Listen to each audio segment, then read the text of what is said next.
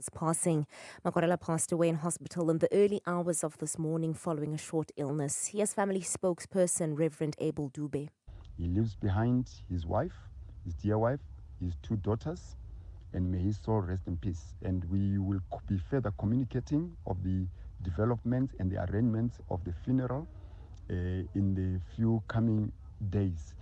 Makwarela stepped down as mayor last year amid allegations that he failed to disclose his insolvency status and had further tendered a fraudulent rehabilitation certificate.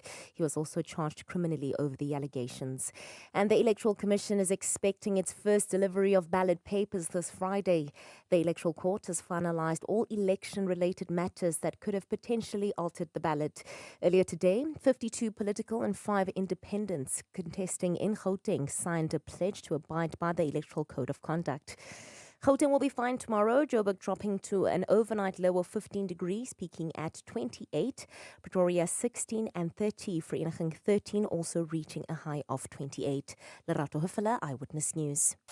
Eyewitness News on 947. For more, click ewn.co.za. #MSW. You may begin to feel anxious or excited. Honest, deliberate, engaging, uncensored. High dosage administration can cause adverse reactions. And most importantly, independent in mind and execution. This is a normal response. Are you ready? Marawa Sports Worldwide. Secondly, Rob, I do not know what is going on with Mercedes. I don't know that tractor that Mercedes has manufactured this season. That thing is a tractor. That is not a Formula 1 car. It's a tractor. Cheers, kunzima lapho cheers. Super Sports kunzima Super Sports. Kaizer Chiefs. Yo, aye. Into the court. You can understand, and I'm looking at social media right now. Umka Luchuli says that you'd swear that Kaizer Chiefs players are not being paid. My wish is for them to be relegated. And that's the only way for the management to wake up. But hey, the scoreline says it's Richard 3-1.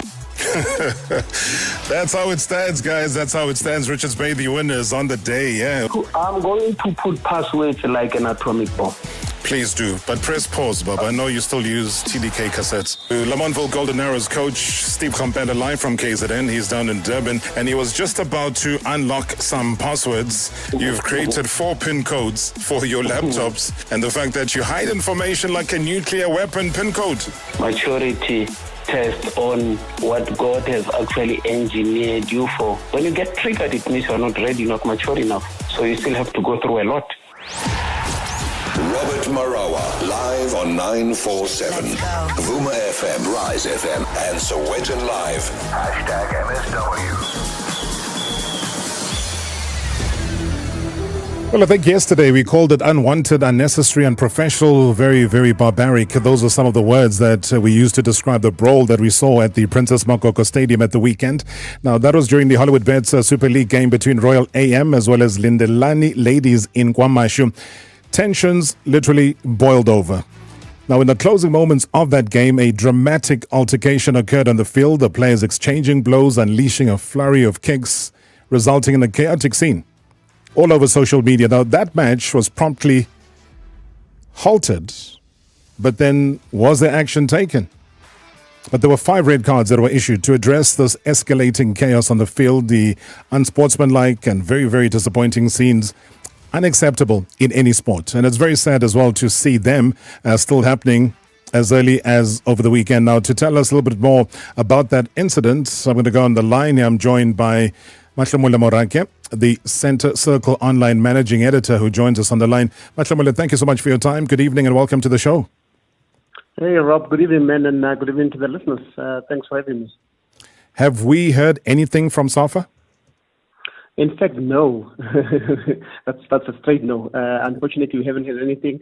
I've made a couple of calls to the FA, but no one is answering their phones. But be that as it may, the last time we heard was the statement released on Sunday night saying that they're still going to study the report. It's going to be interesting to see how long it takes to study that report and when action will be taken, because these 2 teams, Lindelani Ladies and Royal AM, will be involved again in matches this coming weekend. That is crazy. That game shouldn't happen. Come again, Rob? I'm saying that game should not happen as far as I'm concerned. SAFA should be the ones to step in. They can't be taking an entire week to go through a match report from the match commissioner that was submitted to them as early as after the game. And they even said in their statement, like you talked now, Machibula, that they had received it. Then they issued a little mini statement. But how long does it take? And should this game go ahead? That also baffles me because, it's a match report. The referee saw what happened. They've got television footage because that match was live on national television. So there isn't really a lot of delay that should be there. I'm just surprised that tonight, it's Tuesday evening, 48 hours later, and we haven't had anything from the FA. And for that to happen, really, after the dented image of women's football, I would have thought that they would come out as quickly as possible, to try and allay fears from perhaps would-be sponsors, fans that would still want to come go and watch the game. So for them to be quiet this long really baffles the mind. I did not expect it to take this long. I would have expected the first thing this morning for them to come out with a decision to say, we've decided on A, B, C, or D. But unfortunately, nothing has come through, which is really disappointing as well. Have we got any idea here, Mashimola, in terms of what sparked such tensions, such barbaric behavior, such, I don't know, I can go on. I did describe it at the start of the show, and a lot of people have said even worse as far as that incident is concerned. Any idea what sparked it? Unfortunately, Rob, trying to speak to the parties involved, they all trying to keep mum. Perhaps they want to give evidence when they go to the DC. They don't want to taint their evidence. So we really haven't received much going to rather around this match. But what I did see was it was after Royal AM scored their goal, and then the Netherlands players started fighting. But I want to believe that something must have happened for those players to actually start that fight, because unfortunately, watching from television, you can only see what you are shown at the time. So we did not see what happened prior to that. Something must have been said. Someone must have kicked or hit someone, and then that sparked the fight. So it's really at this moment unclear as to exactly what sparked the fight. But I would be very interested to know what led to that. And you use the superlatives to explain that. Despicable, disappointing. In fact, I would even go to say that was hooliganism that we saw. And I'm not saying this because it's a women's football, but it's sport in general. We shouldn't be seeing such things, whether it's males or females. We shouldn't be seeing such things, more so because it's women. What does it do you think, Mashimola? You followed the women's game. You followed what happens at the national team level as far as Banyana is concerned, or even in the junior women's national team, the fight to try and find out and see how corporates come on board, how corporates want to be a part of this, how we as a country want to professionalize the game of football. What do you think the corporates are saying after seeing this? Yes, one incident, sure, but on television, on social media, that's not what people wanted to see, surely. Rob, for starters, I have a daughter. If she was watching that match and she wants to play football, she may decide otherwise. That's number one. Number two, you may have a sponsor that was watching, or sponsors that were watching the game, and perhaps very interested to come and the sponsor or just put in some money into the game. And after that incident, they're thinking twice now to say, oh, okay, we don't really want to be in that space. We don't want to be tainted like that. And also, you've got fans that perhaps would have garnered some interest over the last couple of games to say, hey, we've seen some good matches. Let's go support the ladies. But after that incident, they're also thinking, do we really want to be there? So it has really seriously dented the image of women's football at a time when it needs all the support it can get, all the sponsorship it can get. So that is what I'm saying. For SAFA to actually keep quiet for so long is really not helping anything. Even the sponsors who perhaps want to know exactly what punishment will be meted to the players. So I must admit that the image of the league has really been dented, and that is why, as I said, I would have expected SAFA to act with speed in this matter, to come out and say, this is what happened, and this is the punishment to the two teams. Yeah, I think what I alluded to, you were saying that they are due to meet again. My question is, should they even play again before the intervention of the association? Oh, sorry, Rob. No, I didn't mean that two teams are going to play again. I meant that they have matches individually. Yes. Individually, yeah. But yes, you're right. How do they even go into the next match without us knowing what punishment has been meted to them? And sadly, these two teams are struggling in the league. So whatever punishment is given, whether they dock points or whether the players are punished, it means the struggle will continue because they'll be now without more players. They'll be without perhaps points. So whatever happens, it's going to be actually it's a messy situation for both teams. And yes, why do they play another match without us knowing the outcome of what happened over the weekend?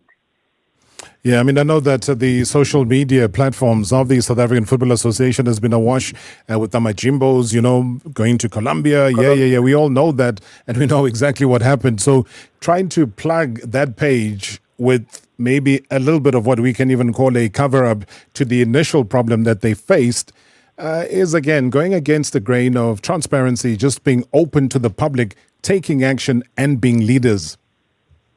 Without doubt, Rob. And, for the pleasure of your listeners, the Hollywood Bets, South African Women's Football League, is regarded, just like the DStv Premiership, is regarded as one of the best on the continent. So after these scenes, can you imagine what people are thinking? And as I said, this match was on television. The incident is now on social media. It means the whole world has actually seen what happened in a football match that involved women. And I need to stress that it involves women. And I'm not saying it's right that it should be, or rather it would have been right if it were men. But this time it involved women. So the whole world saw what happened. That is why I expected SAFA to act with expediency to ensure that this issue is dealt with and done and dusted, so that when the two teams go to their respective matches over the weekend, we all know what transpired, whether they've been banned, whether they've been dock points, or, as I said, whether only the individual players are punished. But something must have happened because this has been seen all over the world. Even here on the continent, I'm on a social media group with journalists from the continent, and they keep on saying, guys, what is happening there in South Africa? Why do we see scenes like this? What is happening? What punishment is coming out? And we don't have the answers. Well, just a quick one that I got earlier on was from the Lindelani ladies coach, Nathi Vilakazi, who obviously in trying to shed some light in terms of what we're talking about. I'm going to quote what Nathi says. He says, from my understanding, there was a goal that was scored by Royal AM, and one of the players that was taking a ball from the net to the center circle. So the other was refusing to release the ball, and the one that was looking for the ball says then the one who was refusing with the ball and the other taking the ball clashed, and that is what I heard. It says, when you have scored and the goal and the other team refuses you to take the ball to the center, but it is something that I am not too sure of. So even 90 was not sure of. So literally, it's speculative right now. We need something a little bit more, and maybe the answers would be in that official match commissioner's report. Absolutely. If the person that was at the ground does not know what happened, what about us? Crazy. Who were watching on television? It's crazy.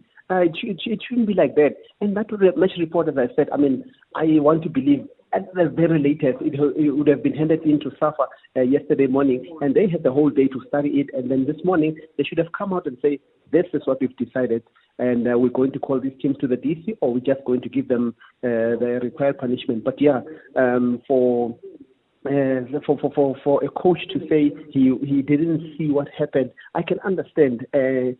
Because as you mentioned earlier when you started with this interview, you said tensions were running high, emotions were high. It was a KZN derby. We expected a great game, which it was, by the way, in that 90 minutes before that goal was scored. But after that, everyone is now talking about women's football for all the wrong reasons. They're talking about Royal AM versus Lindelani ladies for all the wrong reasons, when we should be celebrating women's football. Talk about celebrating women's football. Maybe let's end it that way, though, because I'm not going to say much about my thoughts, but this is exciting. It's exciting in so many ways because we believe that our foremost and multi-award winning coach, that is Desiree Ellis, will be conferred with an honorary doctorate. So before anybody crashes their cars or, drives off the road and says, oh, honorary doctorate. We saw a lot of that over the weekend. We've heard pronouncements about doctorates being received by this one and that one, and those institutions are not registered, etc. Tell me more about this particular one here, because clearly it isn't one of those unregistered ones. Not most definitely, Rob. This one is legit. Let me say from the onset, this one is legit. It's going to be conferred to Coach Desiree. She just doesn't stop, does she? She's getting awards every second day or something like that. I mean, this is the Cape Peninsula University of Technology, which is called the CPUT. It's going to give that honorary doctorate. So she'll be known as Dr. Ellis. So Dr. Ellis at your service, or you can say, hi, Dr. Coach Ellis, whatever you want to call it, Dr. Des. But yeah, this is a great one. It's the big one, Robert, for Desiree Ellis. And remember, this award is not given to everyone. There's only been a few people that have been given this the honorary doctorate by the institution. I mean, I can count the likes of Dr. Regalia Bam. She was leading the IEC when we all started, or rather, she's the former chairperson of the IEC when it all started. And remember, the Rivonia trialists, Dennis Goldberg and Andrew Mlange. So it really shows that they really admire her work in football. And this comes also at the back of having received that order of Ikamanga from the state president of South Africa, which is Cyril Ramaphosa. But over and above that, this is also in line with what she was given by the City of Cape Town, Civic Honours, which honours people who have really put the city in great light. So yeah, a big one for Coach Desiree Ellis that's going to happen on Thursday evening. She'll be among about 6,000 to 7,000 graduates that will be graduating at the Institution of Learning. So we're really happy for her. We know that she's going to get more of these awards. And mind you, just bear in mind that Coach Peter also is in line to get one from UJ, if I'm not mistaken, in July. So yeah, a great one for our sports personalities to actually be recognized in this manner, because more often than not, these great people are not recognized at home; they're recognized outside. So for CPUT to do this to Coach Desiree Ellis, it's just humongous. It's just big, Rob. Oh, it's a moment to celebrate, and we love such a positive moment. So, Desiree, I know that she is listening. Let me say it correctly, or maybe should I say it after she's been conferred. But Dr. Desiree Ellis, joining amongst many individuals like Lucas Khatebe, and I think a lot of people don't, give him his due. Yeah, he's also Dr. Khatebe, having had also 2 honorary doctorates to his name from the UK and also from Cape Town that was also bestowed on him. So, yeah, well done to Desiree Ellis. Good news indeed. Mahlomola Morake, thank you so much indeed for shedding light on a story that was a negative one when we started, ending very positively with Dr. Ellis. Yes, Rob, always a pleasure. And I'm so happy for Coach Ellis. It's just a pity that she couldn't get to the Olympics, but hey, she's done so well for the national team, Banyana since she took over in 2016. I mean, 2 World Cups, a WAFCON tournament title. What more can you ask for? We're hoping that whatever happens next, whether Safari retains her or they get someone in her place will always be in the history books. No one will take that away from her.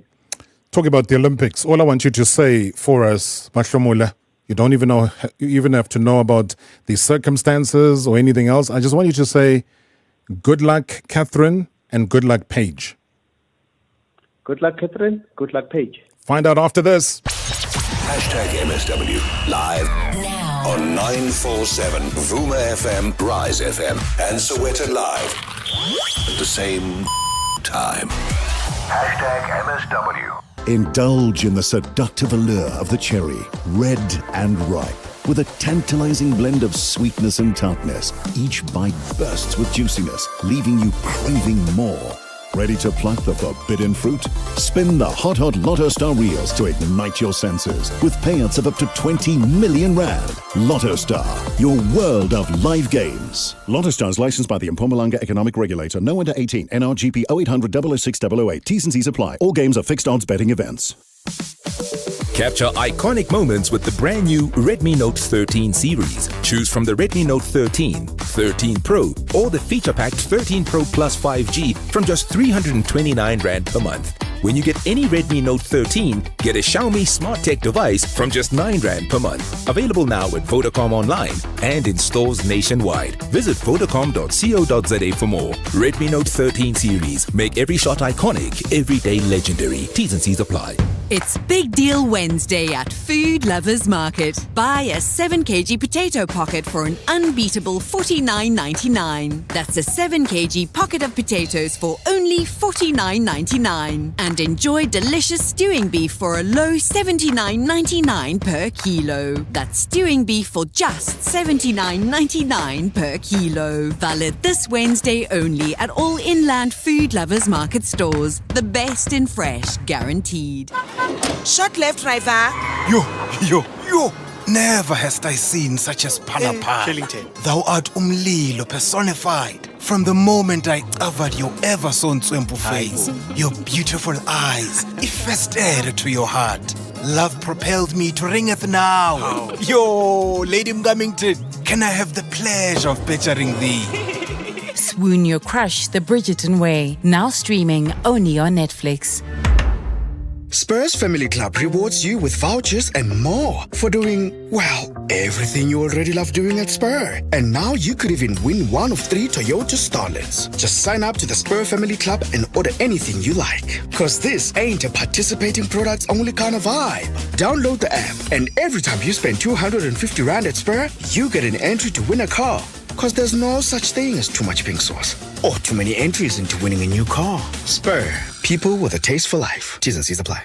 What do we want? Better car insurance. When do we want it? We want it now. How much are we willing to pay? $6.99. Exactly. Pay just $6.99 per month for flat rate insurance when you buy any new Polo Vivo through Volkswagen Financial Services. Join the Volkswagen family today by heading to your nearest dealership. T's and C's on vw.co.za. Volkswagen. Share the ride. Previously on Marawa Sports Worldwide. Lamontville Golden Arrows coach Steve Kompela live from KZN. He's down in Durban. I must make a confession, and that also talks to me. There's a very thin line between bravery and stupidity. When you are so brave and you don't even know that what you are facing is a lion, and then you charge at the lion, the minute you win that battle, they say, wow, this guy is brave, man. But when you charge at that lion and then it chows you, they say, this guy is stupid. What did he think? So it's same as genius. There's a very thin line. Sometimes to be brave, it is borderline stupidity. And when you get a breakthrough in a positive way, they say, yo, this guy is brave and he made it. But sometimes when you're too cautious and conservative, then they would tell you that you're a coward. But it is not cowardice, it is caution. #MSW. #MSW. Well, I was doing a bit of a countdown, man. The Olympic Games, there was a stage where we were saying it's 300 and whatever days to the Olympic Games. And everyone said, geez, why are you guys even bothering to tell us how many days that are left? That became 200 odd, it became 150. There was 100 days. Now we're down to 94 days, believe it or not, 94 days to the big one, the Olympic Games, the biggest sporting gathering in the world. I'm certainly looking forward to it. Hey, I'm putting no pressure on my guests here, but you know what? Very little excites me in sports, though, like a fierce battle. That's exactly what is brewing, though, for the Paris Olympics as far as SA women's rowing double scull duo of Katherine Williams as well as Paige Badenhorst are concerned. The duo absolutely aren't the ones to back down as their passion and determination to secure that place, that spot in the race is unwavering. I've been reading reports and everyone says, yes, we will do it. They're going to be heading off to Switzerland, literally, next month, a couple of days. It's the 23rd of April now. So May's the big one. Final qualification regatta, also known as the Regatta of Death. All eyes, though, are going to be on them as their recent performance in Italy was nothing short of impressive. And as they came in third place, missing out on second place by only just a fraction of a second. Now, this clearly shows their readiness as well to compete at the highest level at the Olympic Games. Although they missed out, though, on qualifying by just 0.02 of a second at the 2023 Rowing World Championships in Serbia, they're not going to be giving up. We're going to make sure that they don't give up. Hey, South Africa, we're going to make sure that they don't give up. Two remarkable athletes with a story that is nothing short of inspiring. Join us as we are part of this journey before they head off. I am saying this, guys. Touch wood, and it is going to happen. So let me welcome Katherine Williams, Paige Badenhorst, SA Women's Rowing Double Scull Duo. Katherine, good evening. Welcome to the show. Good to see you. Thank you so much for having us. It's awesome to be here. 94 days? Yeah. That's the reality.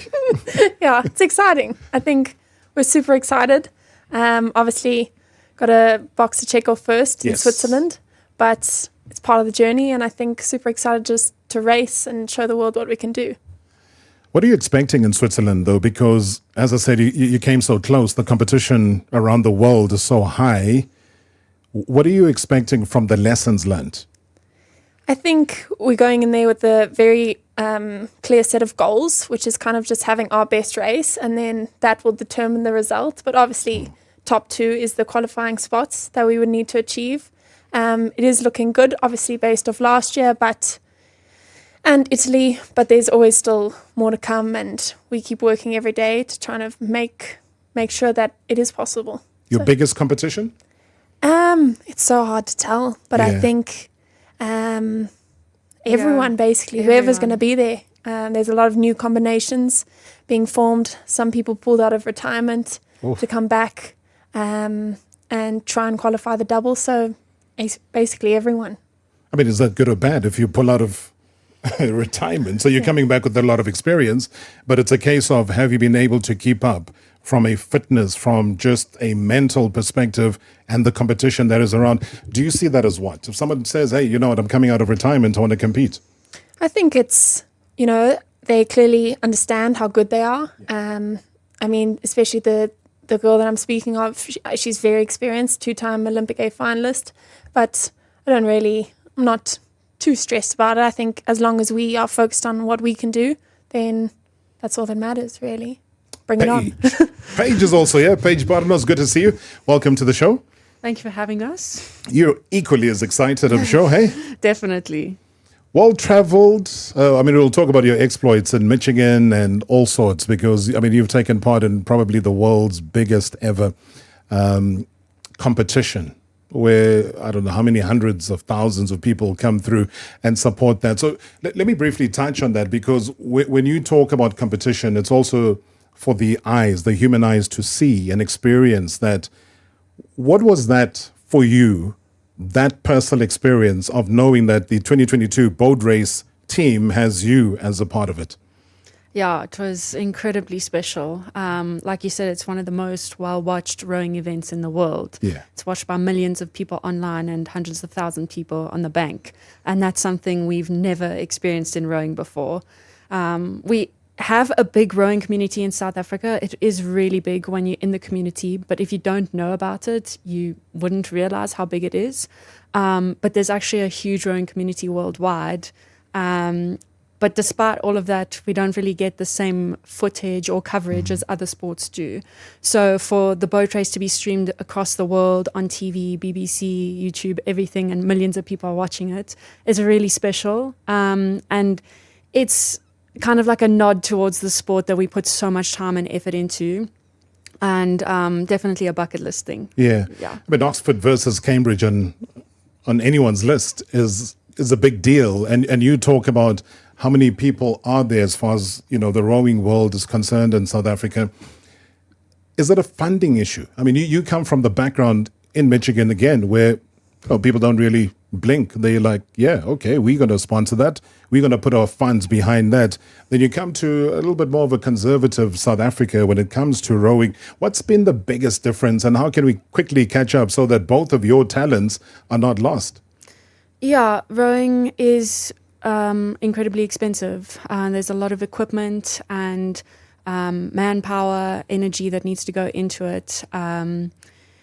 And most of our competitions are overseas. Yeah. So Europe is the main location, but sometimes the US. Tokyo Olympics. Tokyo is pretty far as well. Yeah, exactly. So the international travel is incredibly expensive at our level. That is a barrier that a lot of athletes are facing, is once they leave that school environment, making the step beyond, while also trying to fund university, or like leaving their households, like now they have to fund for themselves. It is a barrier that we are struggling with a lot and trying to overcome within our sport to keep more students and athletes involved beyond just school rowing. Well, so it took a bit of time, though. I was going to ask, how long does it take to find that winning pair? And in terms of international competition, you still fairly a new combo, but it's a new combo that has come through and given such positive results. You would swear that you guys have been together for a very long time. What makes the match work, and how has it been that the two of you have gelled so quickly and have been able to really compete at the highest level, get the results that you have, and literally just be a hair's throw away from qualifying for the Olympic Games? Yeah, I think we have a very good understanding of one another. Very quickly into being a combination, we kind of realized what worked for one another, what we needed to give, what we needed to take, and how it worked. And I think our coach, Tiago Loureiro, always says we have quite a good chemistry. I think we clicked quite quickly. It was just a good match from the beginning. So I think we understand each other. We understand what the other one needs. But at the same time, it was just a click, a spark. I mean, talk about that. A very basic question is, why rowing? I guess it's just, there's nothing like it, I guess. The feeling of like floating on water, and then it's like when you watch it, it looks so graceful. It's like looks calm and smooth, but then the pain you're feeling, I mean, it's not about the pain, but it's almost, I don't know, it's like almost indescribable. You're going through such pain, but it looks so beautiful at the same time. And it's an amazing feeling to be in a rowing boat and to propel it as fast as you can. And for it to be on you and your partner, and like crossing the finish line as fast as you can, going through this amount of pain, and who can push themselves the furthest and who has the best technique. There's just so many aspects to it that make it so incredible. That makes it really rewarding, I find. Is like it's so multi-layered. Yeah. It's not just the physical, it's not just the skill, it's not just technical, it's also mental, emotional. Like there's a lot of layers to moving a boat really fast. And I think that's why we love rowing so much, because that challenge, and it's super rewarding when it comes together. I mean, super rewarding. You guys make it sound like that, but I was looking at the amount of work you got to put in. And when you're clocking something like, 24 hours of real gym time or prep time or exercise time in a week, and you're looking at something like 240 kilometers of rowing per week, that's a lot to many of us, the laymen out there. How do you stick to that dedication? Paige, maybe let me start with you. How do you stick to that dedication of so much work, but also knowing that there are others around the world who also want a place at the Olympic Games who may be trying to do double that? Yeah, I think it's the dream. That keeps us going. That's why we're here. It's the dream of representing our country, going to the Olympics. That's super powerful for us. We know it requires work and long hours, a lot of dedication. And that's the same for literally everyone around the world. So we just have to do it as well and do our best. Yeah. A typical week, where are we now? Tuesday, but just a typical week of how you guys have gone about your preps would consist of what? So 2 to 3 sessions a day. Let's say a Monday, we would do a row in the morning, a gym in the midday, and then a run in the afternoon, or even potentially now we're just on camp, maybe a row in the afternoon. Tuesday, a row, then a run. Yeah. But it's 2 to 3 sessions a day. Yeah. Obviously the gym is important to keep our strength up and be able to make sure we're strong enough to move the boat. The row is where we obviously putting out the long miles, executing the technique that we want to do in racing. That's the biggest thing for us, I think, as well as the row is obviously the most important part, because that's where we practice our skill, practice the art. Yeah. And where are you camping at the moment? We were just in Zanin in Limpopo. Right. We're back for 4 days. We were there for 2 weeks, back for 4 days. We go back for 2 weeks again, and then we head to Switzerland. To Switzerland. Yeah. Trying to monitor that, because I mean, you've also gone as far as having to head off to the mountains of Lesotho, for example, to get endurance, resistance training, etc.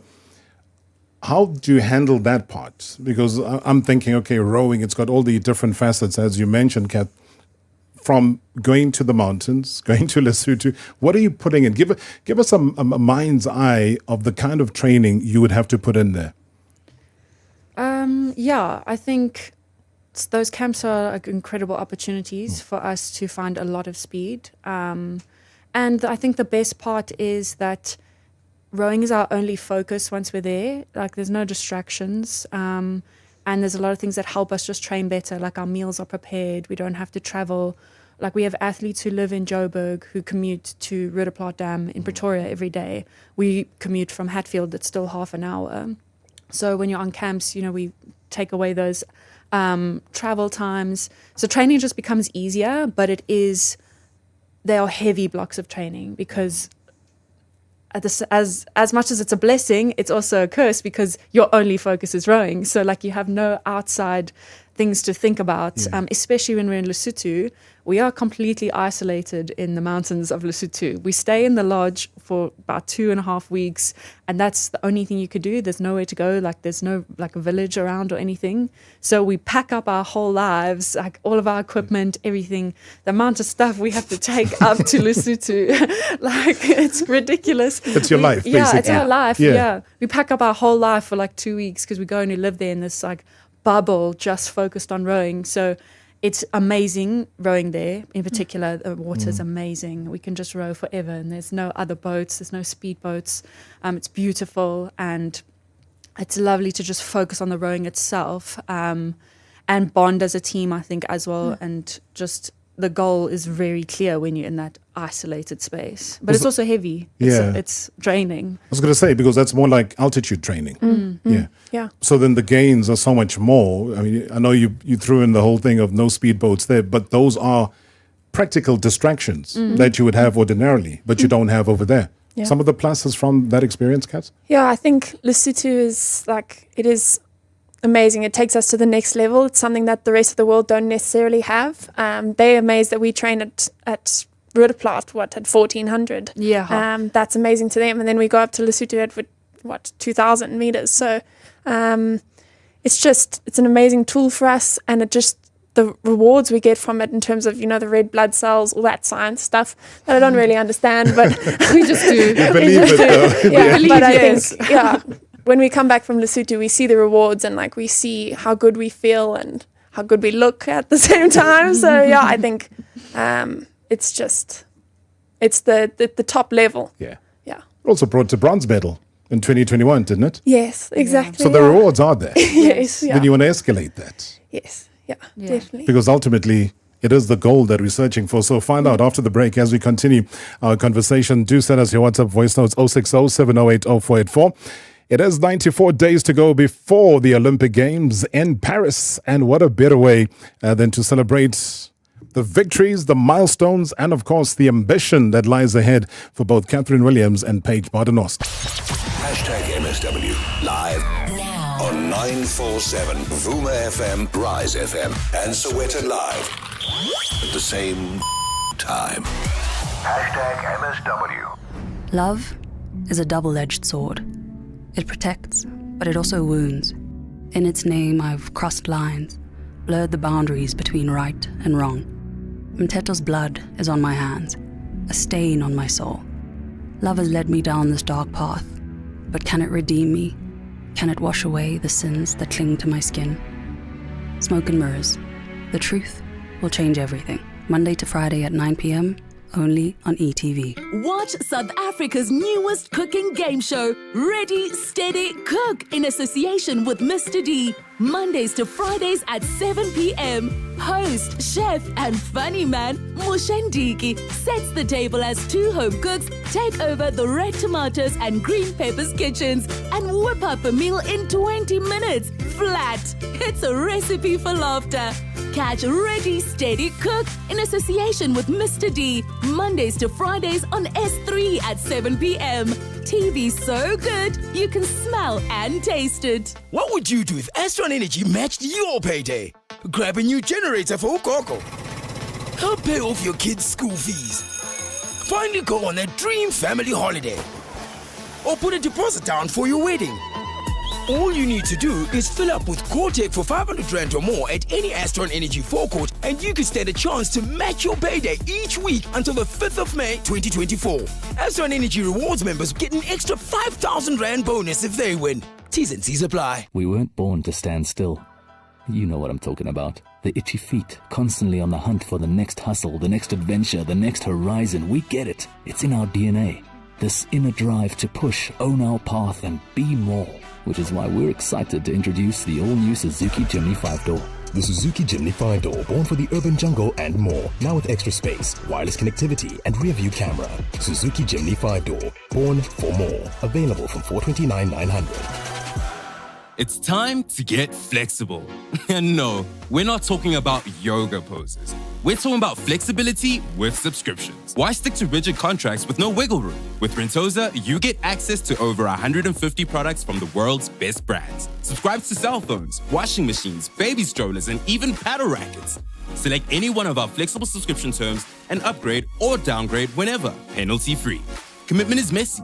Just Rentosa it. Download the app, visit the website, and join our WhatsApp chat. From Grand Slammers to world record breakers, everybody loves a sporting hero. Now you can train like one too with Technogym, the world's leading supplier of fitness equipment and official equipment partner to the Olympic Games. Made in Italy, we bring our professional AI-enhanced training content and equipment to your home, giving you your own personalized training journey. Hit technogym.com now to start your Technogym precision training experience. Use promo code Technogym to access additional value. Previously on Marawa Sports Worldwide. Lamontville Golden Arrows coach Steve Kampela live from KZN. He's down in Durban. I must make a confession, La. I think Pirates was just about that road. I looked at the match and I said to myself, Steve, you know, you just went through the greatest maturity test of your life. Obviously, like any human being, Steve, you'd have been hurt by 7-1. So you felt the need that, you know, whatever Msibi's going to ask me, let me ask and answer myself. So that I don't give you the excitement of thinking that my pain can be celebrated. I'm going to be rational, look at data, look at things more objectively than subjectively. And when you do that, you'll commit less error. You will win the match. After the match, you lost in 90 minutes. That's what I did, Rob. Hashtag MSW. Hashtag MSW.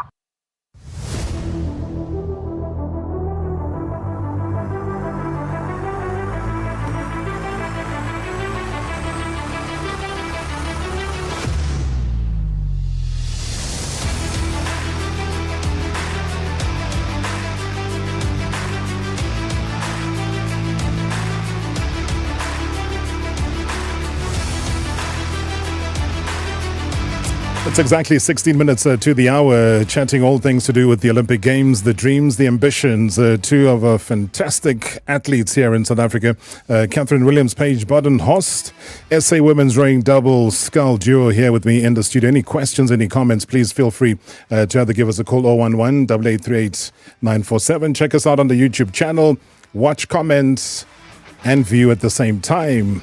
060-708-0484, that is the WhatsApp voice note number. There's a Swiss pair. I think it's Fabian Schweitzer and Lisa Luschner. Those are people that mess things up for us, guys. I think they were the ones in Croatia. Yes, at the World Cup. Yes, at the World Cup. But they now on the quad. Yeah, they've hopped into a different boat now. Yeah. And what does that do? What does that mean in terms of you and your chances now? And well, actually, the girl I was talking about that came back from retirement is in the Swiss double now. Oh. Her name's Janine Gemellen, but yeah. So things change, but at the same time, it's just, yeah, like I said, like we need to be as fast as we can and hopefully be faster than them. Yeah. It's not a look at individuals and who's who and where. You literally just come through and you compete at the time, wanting to give your best times. Yeah, and I think right now our strength is that we have been a combination for over a year together, whilst a lot of the final qualification boats have been switching around in other countries. So that will be our strength going into this regatta. So I think what people are asking me, and I'm seeing this on social media, is what then needs to be done. I mean, I talked about the 0.02 seconds that were there. You're talking about fractions here. You're talking, everybody's just so quick and everybody wants to get to the Olympic Games. Now you head off to Switzerland. What needs to be done? Because as South Africans, as we follow and we're trying to find out if you guys have made it, what needs to be achieved? Just simple layman's term. So basically, obviously it's called the Regatta of Death, and that's because there's only 2 spots left. So 11 qualified at World Champs. We came 12th. We're basically at the 500 meters, which is the last quarter of the race. We're all in line. I looked across, all the stroke women were in line with me. I was like, oh, okay. But it's top 2 to qualify for the games, which means 13 will go, obviously. Top 2. Yeah, in basic terms.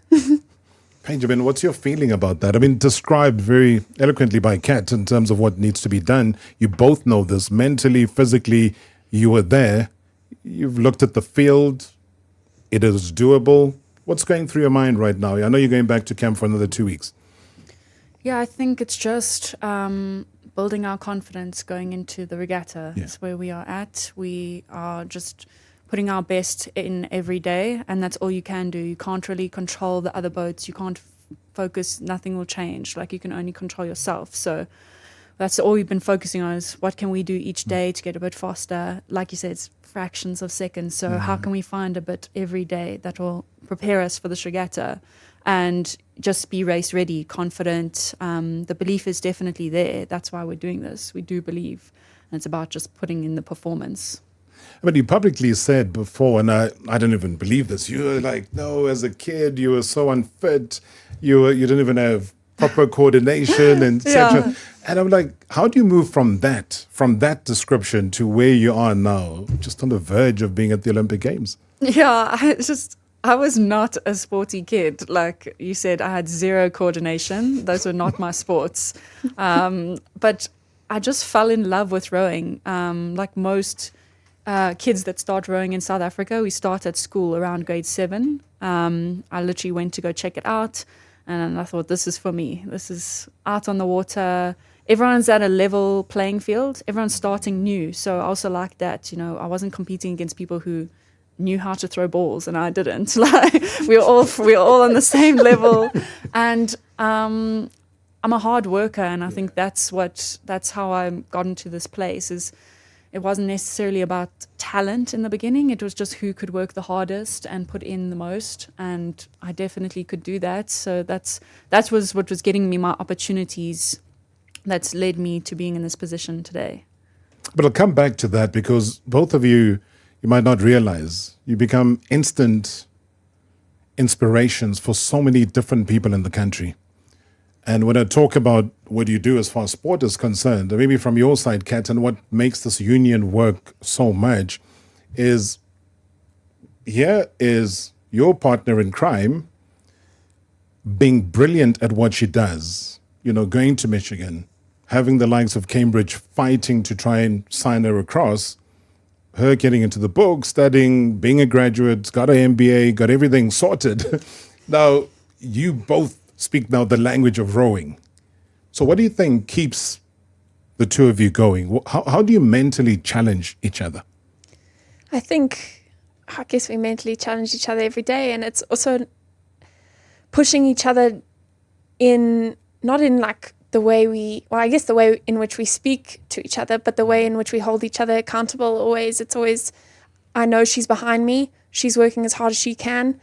I know that she knows that I'm in front of her, and I'm going to do everything I can in my power to make us as fast as possible. And I think it's almost an unspoken trust and an unspoken confidence in each other's capabilities. And I think as soon as we established that, the boat just kept moving and getting faster. And as soon as we remind ourselves, like in our own heads, of like, why are we doing it and how much belief we have in one another, it like holds you accountable to that. And I think, like I said to her the other day, I mean to be deep, but like I trust her with my life. So I think that's... So that's a trust that's earned between the two of you. Exactly, Trust is so important in this game, I think. Like, when it comes down to the final 100 meters, like, you need to move together. That's how the boat will move the quickest. And you kind of just need to get to this point where you trust each other completely and you gelled. Like, you're literally moving as one. So, like, I can feel when she puts in a move and I know it's time to go, and she can feel me behind her in the boat, pressing the legs harder or something. Like, you literally feel each other in the boat. You can feel each other's movements. I can read her. She can read me if I'm just a bit too quiet, or if she's too quiet, I know exactly what she's thinking, because we're at this point now where we can literally read each other and trust each other. Telepathic understanding is always important. Do you have international role models? Some, whether it's duos or singles that you've watched in the competitive space and almost had this incredible admiration for them.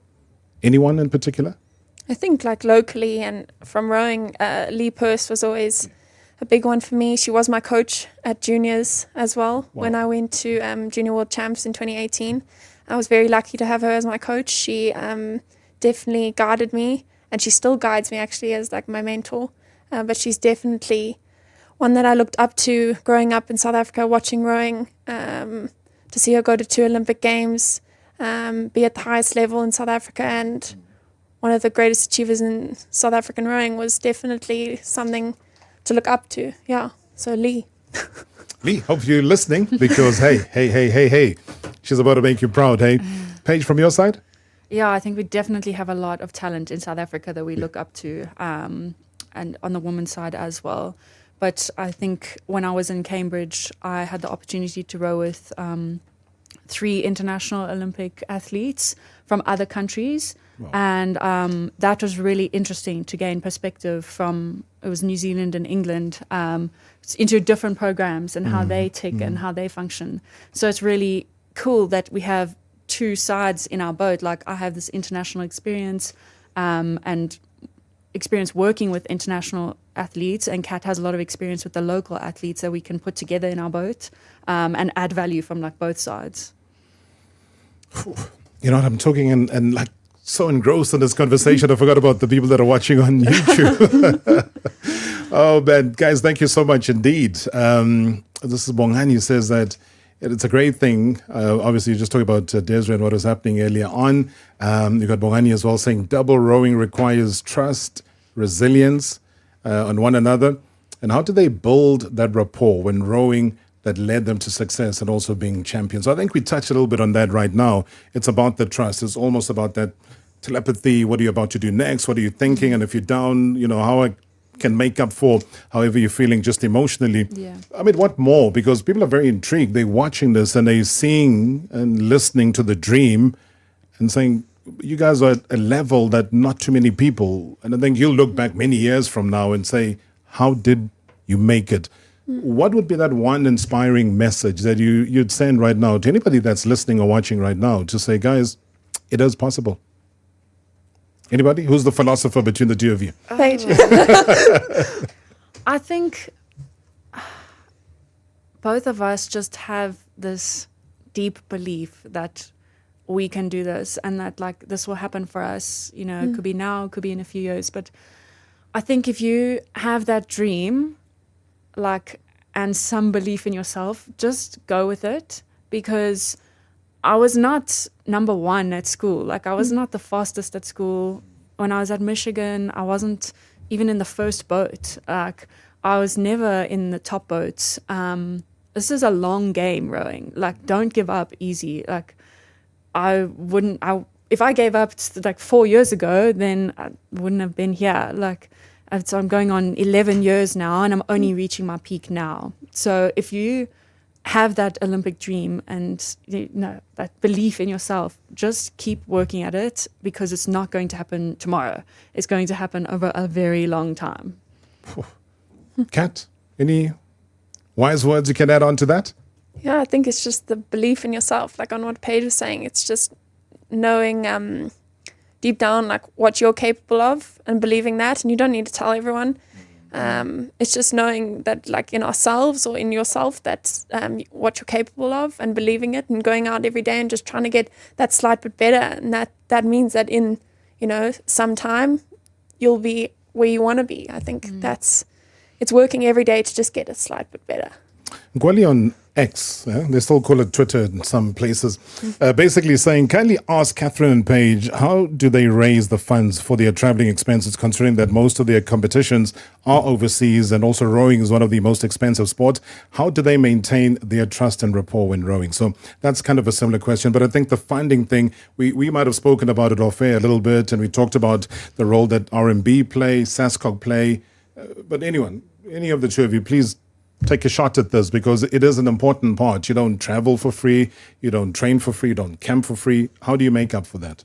I think we are obviously the RMB national squad. That is our team. The rowing team is RMB national squad. So we are sponsored by RMB, and they do a lot for us, and they are the funding behind a lot of our camps, a lot of our travels. And we're very appreciative for that. But a lot of the time we reach out to sponsors and try and get as much funding as we can. In terms of our athlete lives, we are completely self-funded. So, funding of any type from anywhere goes a long way. It's greatly appreciated. We'll never say no, I think, as a team, to any kind of support from South Africa. There's recently been a site launched called We Row SA, where people are able to get a monthly subscription and updated on where we are as a team, what we're doing, how we're racing, just even like messages from us as a team. And you'll get updated on everything with regards to the team. It's called We Row SA, monthly subscription of like $100, and you We Row SA. Yeah, We Row SA. Okay. I think let's all subscribe, guys. If you're listening, We Row SA. Let's be part of this journey. I think people get surprised. You leave our shores, you go and you compete. Let's say things work out in Switzerland like we hope they do.